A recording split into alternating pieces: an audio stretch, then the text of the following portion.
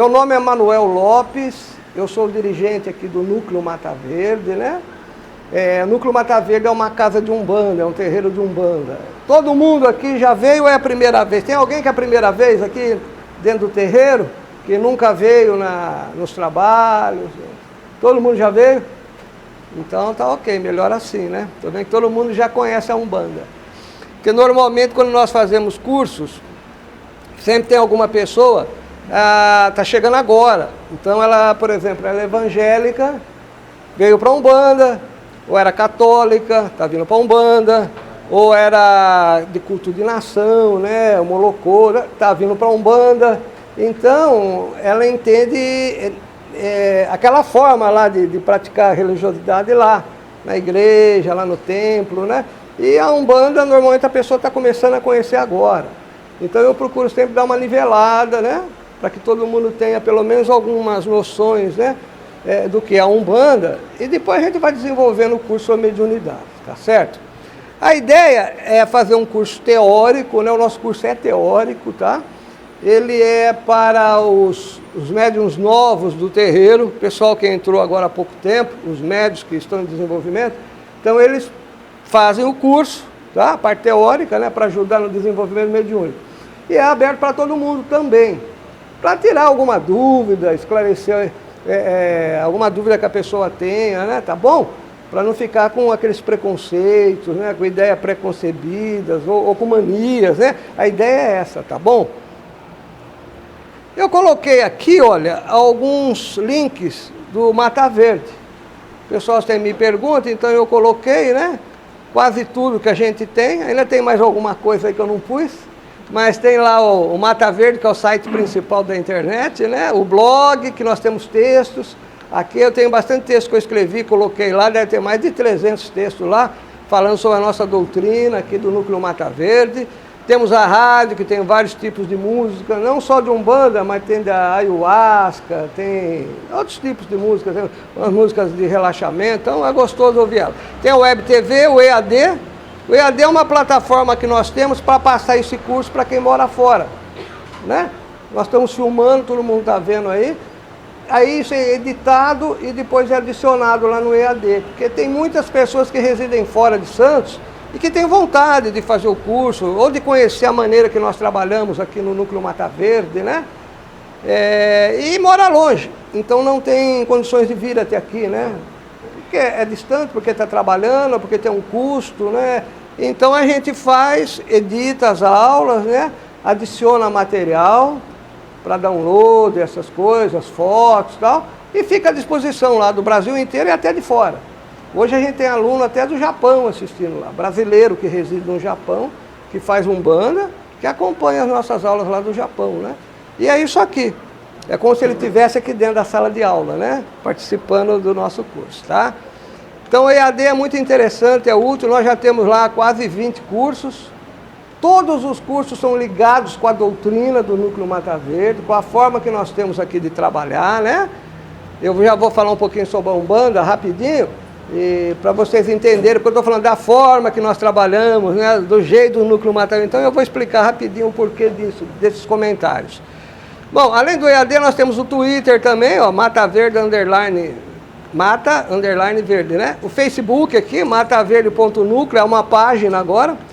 Temos o e-mail de contato, ó, contato@mataverde, né? Oi, tudo bem? Temos o YouTube também. Tá, o YouTube aqui é só procurar Mata Verde, tudo junto que você vai cair lá na página do YouTube, tá bom, gente? E aqui o meu celular, o WhatsApp, se alguém precisar, né, ligar alguma coisa, tá aqui o telefone, tá? Bom, vamos lá então, começar o nosso bate-papo sobre mediunidade. Nós vamos focar na mediunidade na Umbanda, tá? Mas, para falar de mediunidade, não tem como fugir da doutrina espírita, né? Porque a doutrina espírita é religião, nós entendemos como religião, mas é filosofia e ciência, tem pesquisa, tem muitos livros, pesquisaram, né, estudaram. Então a gente busca alguns conceitos, né, lá da doutrina espírita e depois adequamos aqui com a realidade umbandista, tá? O que o Núcleo Mata Verde faz? A gente procura o máximo possível tirar preconceitos, tá? E esclarecer tudo Tudo que é feito dentro do terreiro tem esclarecimento, tem um motivo, né? É justificado, tá? A gente costuma dizer, né, que a gente pode trabalhar com a esquerda e com a direita. Não é com os Exus e os caboclos, não. É com as emoções e com a razão, né? Então, se você ficar só com a emoção, você pode se perder também, né? E se ficar muito com a razão, você vai virar materialista também, que você quer medir tudo, pesar. Então, a gente encontra o meio termo, né? O equilíbrio disso daí, tá bom, gente? Núcleo Mata Verde, eu coloquei alguns itens aqui que são conceitos básicos, tá? Eu percebi aqui que todo mundo já está vindo aqui no terreiro. Eu acho então que todo mundo já tem bastante experiência sobre isso que eu vou falar. Vou falar rapidamente aqui, né, para a gente poder depois entrar no nosso curso. Mas às vezes tem uma pessoa ou outra que não conhece. Então eu acho que é interessante para a gente poder fazer aquele nivelar todo mundo, né, para a gente poder desenvolver. Núcleo Mata Verde é uma casa de Umbanda, tá? Nós seguimos uma doutrina que vem lá da Tenda Mirim de 1924. O Benjamin Gonçalves Figueiredo, médium do Caboclo Mirim, tá? Ele iniciou essa forma de trabalhar, que é chamada Umbanda iniciática, né? Com graus de iniciação, onde o caboclo é figura principal. Tá? O caboclo predomina. Tá? Toda a nossa ritualística interna é em tupi. Tá? Então é uma característica do núcleo Mata Verde. Ah, mas nem todo terreiro de Umbanda é assim? Não, nem todo terreiro de Umbanda é assim.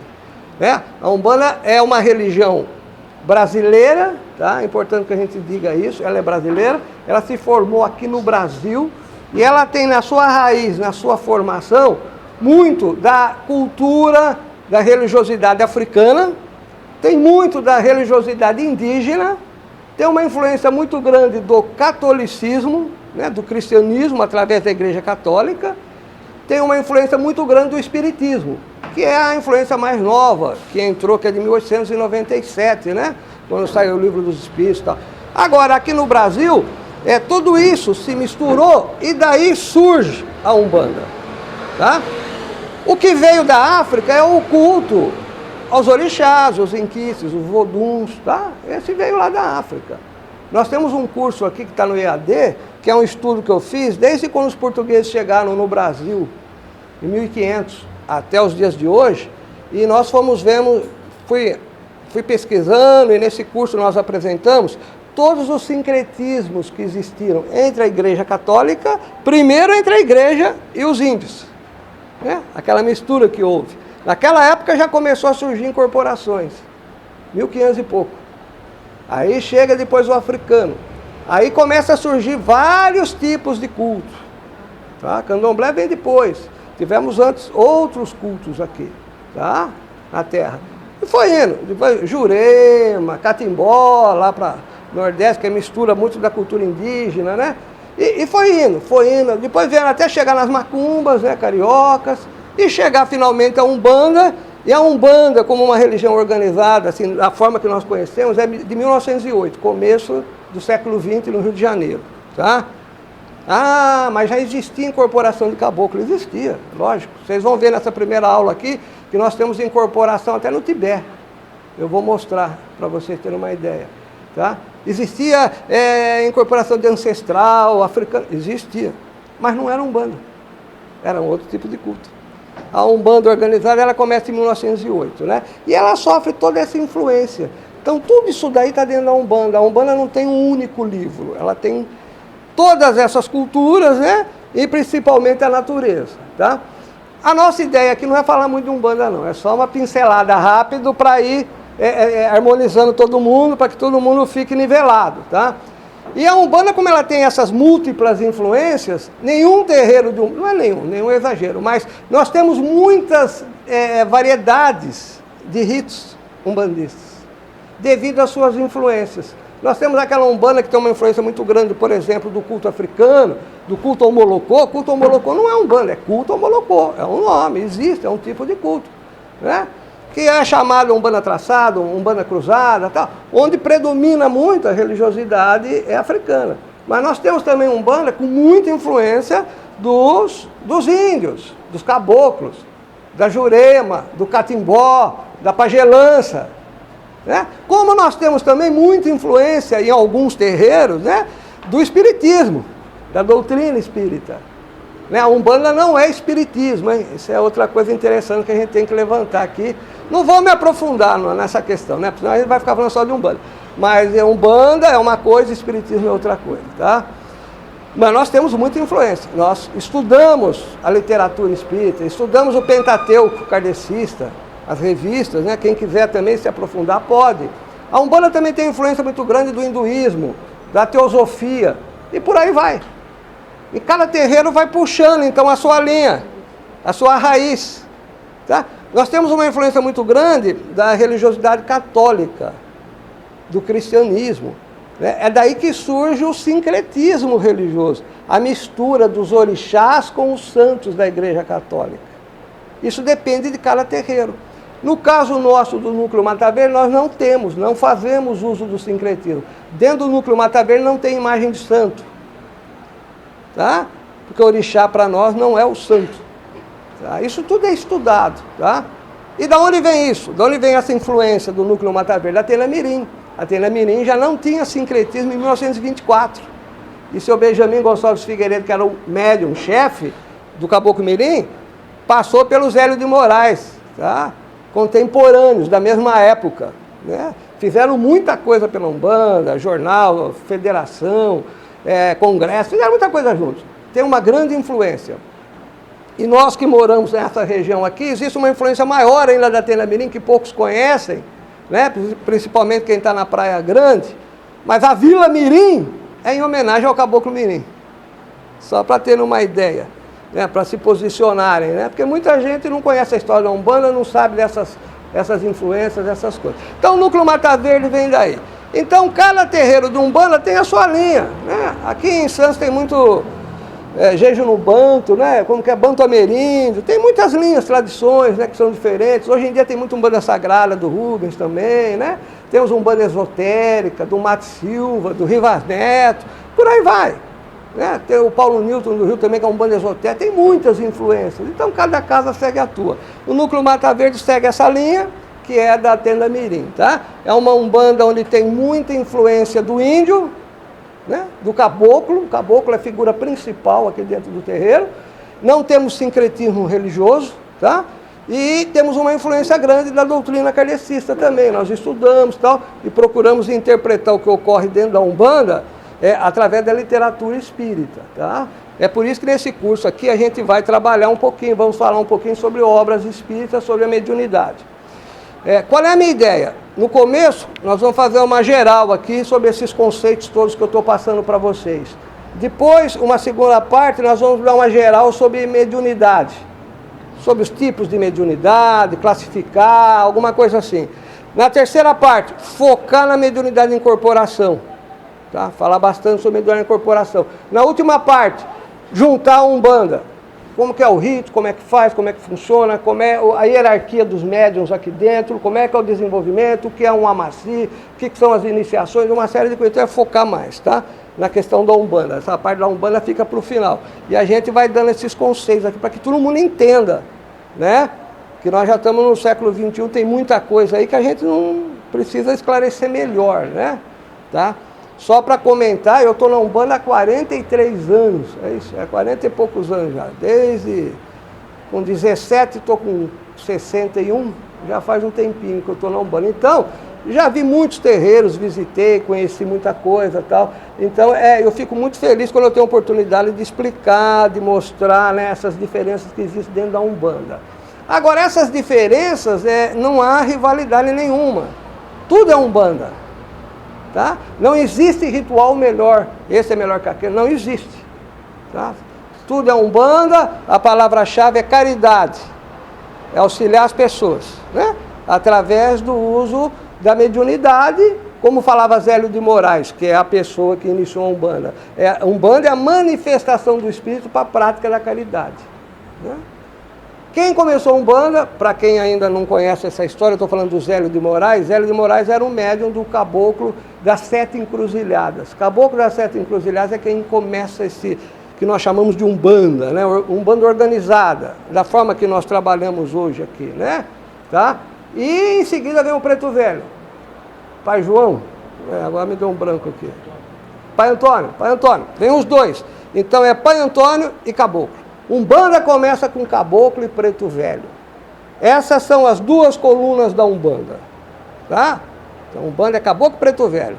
Todas as linhas que vêm depois, elas vêm, elas começam, depois elas se acabam, né? Tivemos muitas linhas dentro da Umbanda. Tem uma linha semiromba, linha antiga, de frade, sacerdote. Já veio numa época, foi bacana e depois acabou. Hoje tem, está muito na moda a linha de balandro, né? A gente está tendo hoje linha de mendigo na Umbanda. Então tem muitas linhas que vêm e vão embora, dependendo da época, da situação, do terreiro, do local, né? Agora, Caboclo e Preto Velho, desde o início da Umbanda. Não existe terreiro que não tem Caboclo e Preto Velho, tá? É importante que a gente destaque isso. Bom, espírito. Eu acho que é desnecessário falar, acho que todo mundo aqui acredita no espírito, né? Eu coloquei isso, né? Porque a gente respeita muito a opinião das pessoas. E hoje a gente vê muitas correntes aí, né? Espiritualistas, entre aspas, né? Física quântica, energia, né? Interpretando tudo como se tudo fosse matéria. Energia é matéria, né? E dentro da nossa visão umbandista, nós separamos. Temos o espírito e temos a matéria. Tá? Isso é uma coisa importante. Nós consideramos isso como princípios diferentes. Tá? Então, nós somos os chamados espiritualistas. Tá? Quem é materialista tem o meu respeito, tem a opinião dele, paciência, né? Cada um segue o que quer nessa vida. Agora, não é possível ser umbandista e materialista. A pessoa precisa se definir, né? Porque dentro da Umbanda a gente recebe muitas pessoas e as portas estão sempre abertas. Então, Umbanda não tem preconceito com ninguém. Qualquer pessoa vem para dentro do terreiro, na assistência eu estou falando, né? Frequenta a Umbanda. Pode vir materialistas? Vem os materialistas, vem os ateus, com certeza. Tem um empresário lá, ele está visando só dinheiro, só lucro, o negócio dele está ruim, ele vai na Umbanda para pedir uma ajudazinha para ganhar mais dinheiro. Ele nem acredita em Deus e nem acredita às vezes em caboclo e nada, mas falaram que dá certo, ele vem. Isso tem. A gente sabe disso, né? Tá? Agora, nós que estamos aqui, nós estamos estudando mediunidade. Então não tem como estudar mediunidade se você não acredita na existência do Espírito. Então é o primeiro princípio, tá? A gente tem que acreditar que existe alguma coisa além da matéria, né? E que quando chega a morte, essa coisa, ela se afasta do corpo e o corpo vira pó. O corpo volta para a natureza. Mas a consciência, o espírito, esse princípio, ele volta para o meio da onde ele veio. Que nós chamamos aqui de Orum, né? Ou mundo espiritual, o mundo extrafísico. Então nós temos um mundo físico, que é esse onde nós vivemos, chamado também de Aie, e temos a dimensão espiritual, ou extrafísico, ou Orum. Tá? O espírito vive lá, o corpo material vive aqui. Nós que estamos aqui vivos, o corpo material não, a matéria, as pedras, o rio, a água, as coisas, o ar, tudo aqui embaixo. Nós que somos seres humanos, o nosso espírito está acoplado no nosso corpo. Então nós temos uma parcela espiritual e uma parcela material, todos nós.